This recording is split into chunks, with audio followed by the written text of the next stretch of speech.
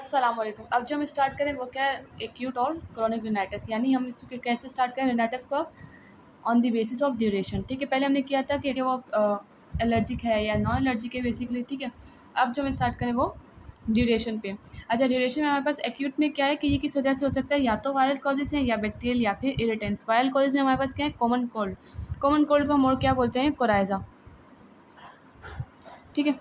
अच्छा, इसमें हमारे पास क्या है कि इसका अगर हम ट्रांसमिशन देखें तो ये कैसे हुआ था, बाय एयर ड्रॉपलेट्स। ठीक है, इंक्यूबेशन पीरियड की बात की जाए तो वो क्या होते हैं, 1 to 4 डेज़, और ये ऑलमोस्ट 2 to 3 वीक तक आपकी ये डिजीज़ लास्ट करती है। सही।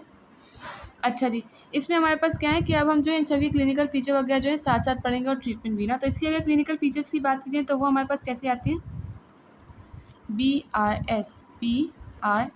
ठीक है, बी में हमारे पास क्या आ जाएगा, बर्निंग सेंसेशन। आर से हमारे पास क्या है, राइनोरिया। और एस से स्नीजिंग एंड स्टफी नोज। ठीक है, या नेजल स्टिफनेस बेसिकली आप कह सकते हैं। तो और इसमें आपके पास, अच्छा इसमें आपने जो वायरल पढ़ा ना, वायरल में आपके पास सेकेंडरी इन्वेडर्स भी आ सकते हैं। और सेकेंडरी इन्वेडर इनमें कौन होंगे, आपके बैक्टीरिया होंगे। तो सेकेंडरी इन्वेडर में कौन कौन से बैक्टीरिया आ सकते हैं, स्ट्रेप्टोकोकस आ सकता है, स्टेफिलोकोकस आ सकता है, न्यूमोकोकस है, एच इन्फ्लुएंजा है, और क्लेबसेला, नमोनिया और मोराइसेला। ठीक है, जो इसमें आपका स्ट्रेप्टोकोकस है वो कौन सा होगा, स्ट्रेप्टोकोकस हिमोलाइटिकस। सही। तो ट्रीटमेंट में आप क्या देंगे कि भाई प्लेंटी ऑफ फ्लूइड्स, क्यों, ताकि क्योंकि उनका जो है राइनोरिया और जो स्नीजिंग बहुत ज़्यादा हो रही है, तो इसे इन्हें क्या चाहिए, फ्लूइड्स चाहिए। सही। यही आप इन्हें क्या कहेंगे कि वो बेड रेस्ट करें। और जो नेज़ल सिम्पटम्स हैं उनके लिए आप क्या दे देंगे, एंटी हिस्टामिन और नेज़ल डिकंजेसेंट।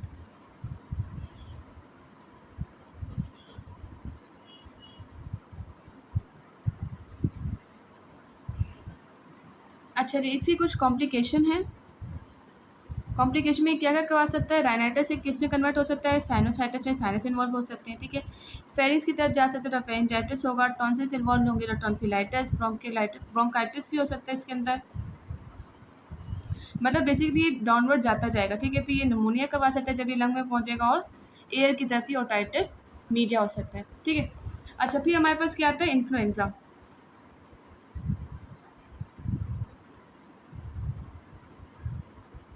ठीक है, इन्फ्लुएंजा में हमारे पास कौन कौन से वायरस आते हैं, टाइप ए है, बी है और सी है। इसके साइन एंड सिम्टम भी हमारे पास किसके जैसे हैं, जैसे कॉमन कोल्ड के थे। सही।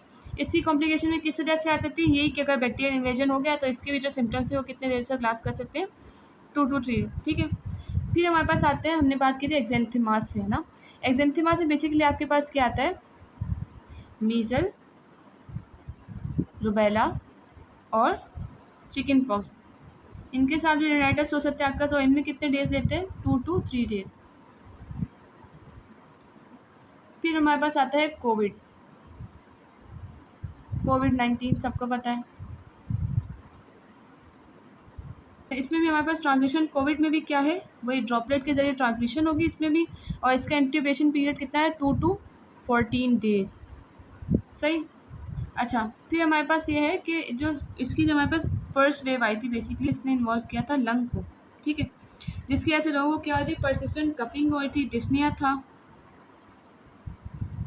और डिस्निया। ठीक है, लेकिन जब सेकेंड वेव थी तो उसमें क्या था कि इन्होंने इसने किसको इन्वॉल्व किया, सेकेंड वेव में जो है फंगल इन्फेक्शन ज़्यादा आ रहे। क्यों, क्योंकि क्या हुई थी, माइकोसिस हो रहा था, म्यूकोमाइकोसिस बेसिकली। ठीक है, तो इसने क्या क्या इन्वॉल्व किया था, तब इसने इन्वॉल्व किया था आपकी नोज को और पैरानेजल साइनसिस को, साथ साथ ब्रेन प्लस मेनिंजिस को। तो उसकी वजह से आपको क्या चाहिए थी, एक्सटेंसिव सर्जरी मेजर्स चाहिए थी। ठीक है, सर्जिकल मेजर्स।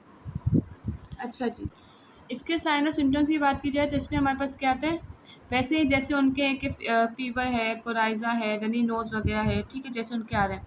साथ साथ इसमें क्या होता है, फटीग और माइल्गिया प्लस हेडेक। ठीक है, और इसमें एक चीज़ और आ सकती है जो कि क्या है, सेंसरी न्यूरल हियरिंग लॉस भी हो सकती है। तो इसके लिए फिर आपने क्या करना है, वही सेफ्टी मेजर्स लेने हैं। अगर इसके ट्रीटमेंट की बात किया, ट्रीटमेंट इसमें बेसिकली मैनेजमेंट में है, जिसमें आपने क्राउडिंग में नहीं जाना, मास्क वगैरह पहनना है और वैक्सीन लगवानी है अपने। फिर हमारे पास आते हैं बैक्टीरियन। बैक्टीरियल में आपके पास क्या है कि बैक्टीरिया क्या हो सकते हैं, प्राइमरी भी हो सकते हैं और सेकेंडरी भी। इसमें हमारे पास नॉन स्पेसिफिक इन्फेक्शन आ रहे हैं ना, तो जो नॉन स्पेसिफिक प्राइमरी सेकेंडरी हो सकते हैं। प्राइमरी वाले किन में होते हैं, बच्चों में होते हैं अक्सर। और इनमें कौन कौन से वायरसेस आ सकते हैं, बैक्टीरिया आ सकते हैं, नीमोकोकस, स्ट्रेप्टोकोकस और स्टेफिलोकोकस, ठीक है। और सेकेंडरी तो वही है कि जब बैक्टीरिया पे अब जो है वायरल इन्फेक्शन सुपरवीन कर जाए, ठीक है।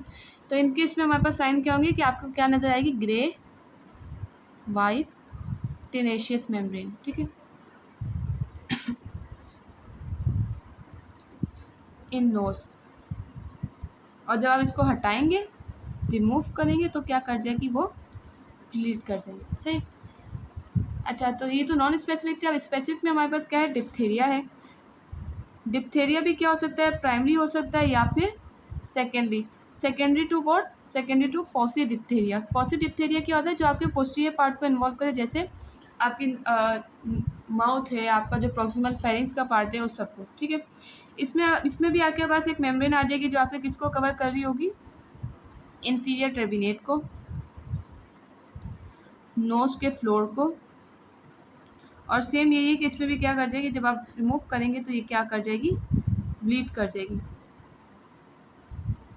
साथ साथ इसमें क्या होता है कि आपके जो एंटीरियर नेयर्स हैं और अपर लिप्स, इनकी क्या होती है, एक्सकोरिएशन, ठीक है। तो इसमें आप ट्रीटमेंट में क्या देंगे, ये कि आपने आइसोलेशन करनी है, ठीक है। साथ साथ आपने क्या दें, क्योंकि यहाँ पे बैक्टीरिया है तो आपने एंटीबायोटिक देनी है, दैट इज़ पेनिसिलिन। पेनिसिलिन के साथ आप इसमें आप एमॉक्सिसिलिन दे सकते हैं, एराइथ्रोमाइसिन आती है आपके पास, या फिर कोई एंटीटॉक्सिन इसमें आप दे सकते हैं, ठीक है। अच्छा जी, देन हमारे पास क्या आते हैं, इरिटेंट्स। इरिटेंट्स की तो हम बात कर चुके हैं कि भाई हमारे पास एसिड फ्यूम है और जो है फॉर्मेलिन, अमोनिया, स्मोक वगैरह। तो इनके साइन सिम्टम्स हमारे पास किस तरह के आएंगे कि वही कैटरल रिएक्शन होंगे, जिसमें आपके पास क्या आ सकती है, स्नीजिंग, डायनोरिया और नेजल कंजेशन। अच्छा जी, इसे जो है हम यहीं तक रखते हैं, एक्यूट तक। जो क्रोनिक है वो हम नेक्स्ट वीडियो से करेंगे।